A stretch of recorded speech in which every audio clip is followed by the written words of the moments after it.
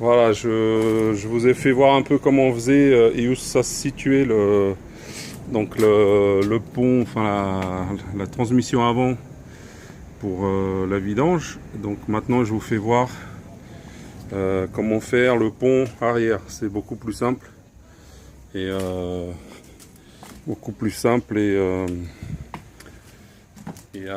vous allez voir, ça se situe. Donc moi je mets la voiture sur cale de façon à qu'elle soit droite, parce que moi j'ai une légère pente, comme vous pouvez voir, j'ai une légère pente.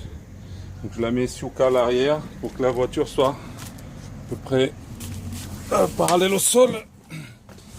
Et donc là, comme vous voyez, l'arrière, il y a beaucoup plus de place. Donc on a la vis de vidange, la clé que vous voyez là, vous avez un petit trou.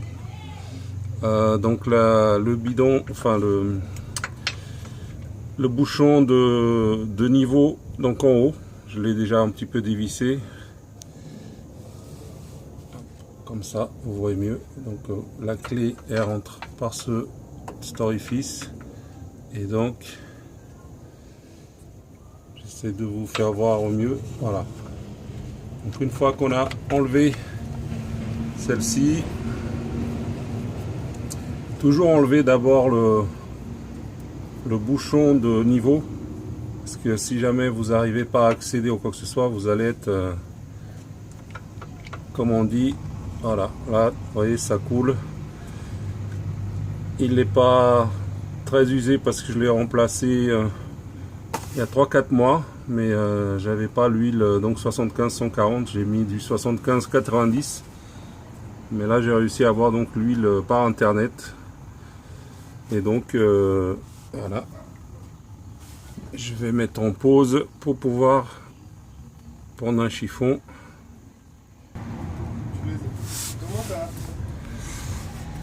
Comment t'as su faire? Bah, j'ai coupé. Donc j'ai enlevé celle du haut. Maintenant vais enlever celle du bas. Comme vous voyez. Ça va, c'est solide. Ouais.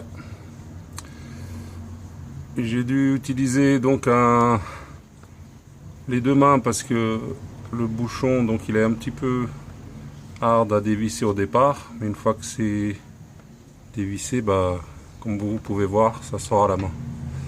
Et hop, là on laisse couler le pont arrière, l'huile.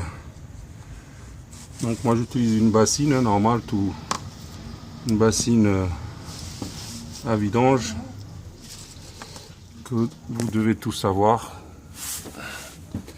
Donc voilà, ça coule, je vais laisser couler. Puis comme c'est le premier jour de barbecue, bah j'allais manger et puis je ferai le remplissage après. Bon, bah, j'espère que vous avez été informé au mieux. Et j'hésiterai pas à mettre des petites vidéos dès que je bricole ma Nissan Murano Z50. Voilà, à bientôt.